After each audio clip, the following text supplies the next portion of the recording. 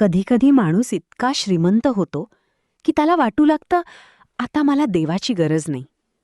पण एका व्यापाऱ्याने पुरुषोत्तम मासाचा अपमान केला आणि त्यानंतर त्याच्या आयुष्यात जे घडलं ते ऐकून कोणाचाही गर्व एका क्षणात नष्ट होईल.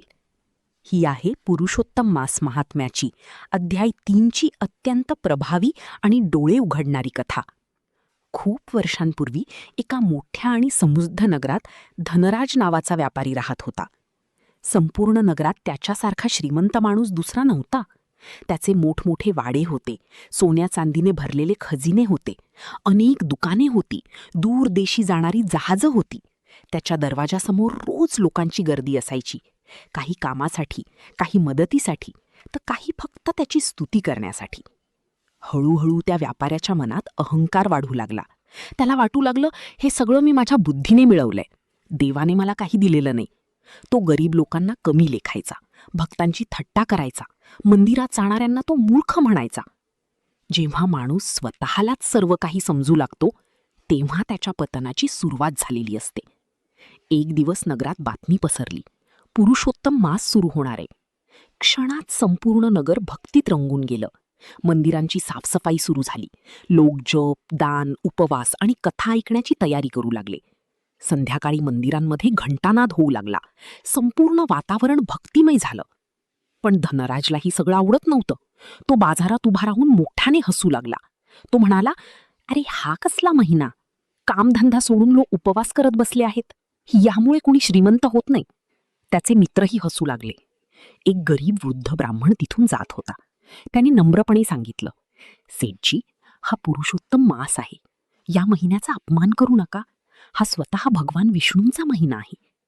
धनराज जोरात हसला.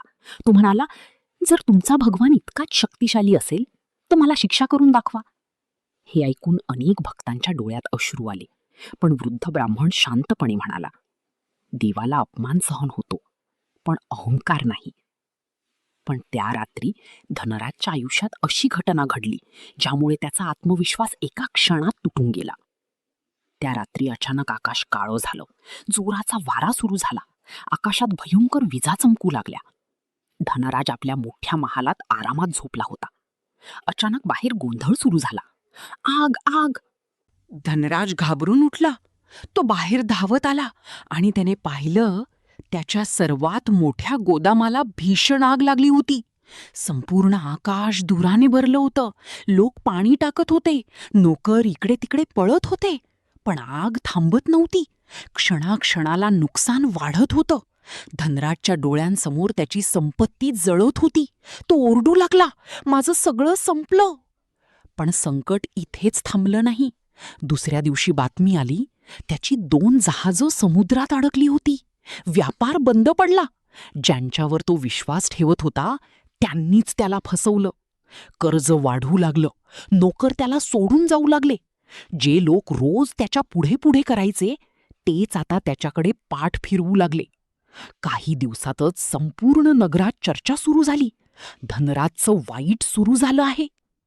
कधी कधी देव आपल्याकडून सर्व काही हिरावून घेत नाहीत.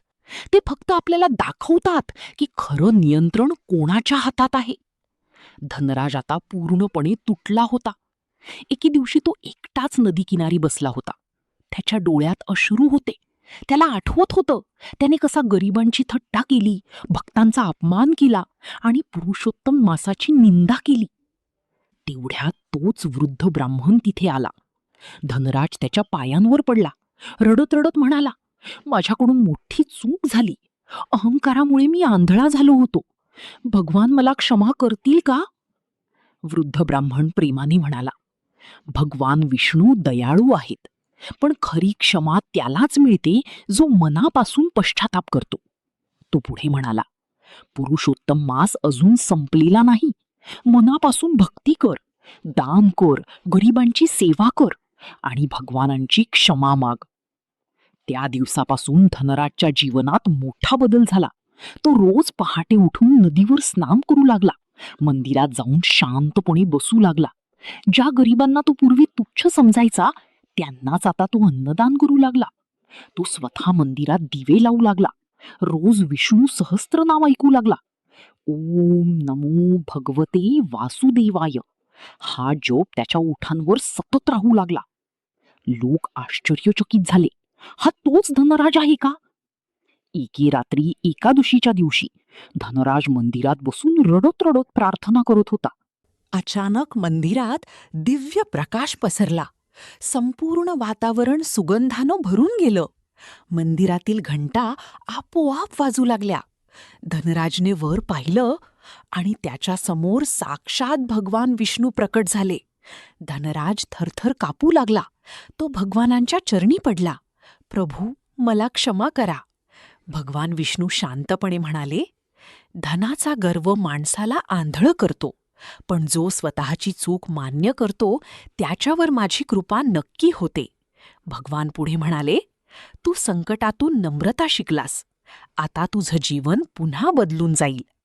क्षणात दिव्य प्रकाश अदृश्य झाला. धनराजच्या डोळ्यातून अश्रू वाहत होते. पण यावेळी ते दुःखाचे नव्हते, ते भक्तीचे होते. हळूहळू त्याचा व्यापार पुन्हा सुरू झाला. घरात सुख समृद्धी परत आली. पण यावेळी धनराज बदलला होता. आता त्याच्या मनात गर्व नव्हता, फक्त भगवान विष्णूंवरील श्रद्धा होती. तो लोकांना सांगू लागला, पुरुषोत्तम मासाचा कधीही अपमान करू नका, कारण हा स्वतः भगवानांचा महिना आहे. म्हणूनच म्हणतात, पैसा माणसाला मोठं बनवत नाही, तर नम्रता, श्रद्धा आणि भक्तीच माणसाला खऱ्या अर्थाने महान बनवतात. जर तुम्हालाही ही पवित्र कथा आवडली असेल तर व्हिडिओला लाईक करा, चॅनलला सबस्क्राईब करा आणि ही कथा तुमच्या मित्रपरिवारासोबत नक्की शेअर करा, कारण अशाच भक्तिमय आणि प्रेरणादायी कथा आपण पुढेही घेऊन येणार आहोत.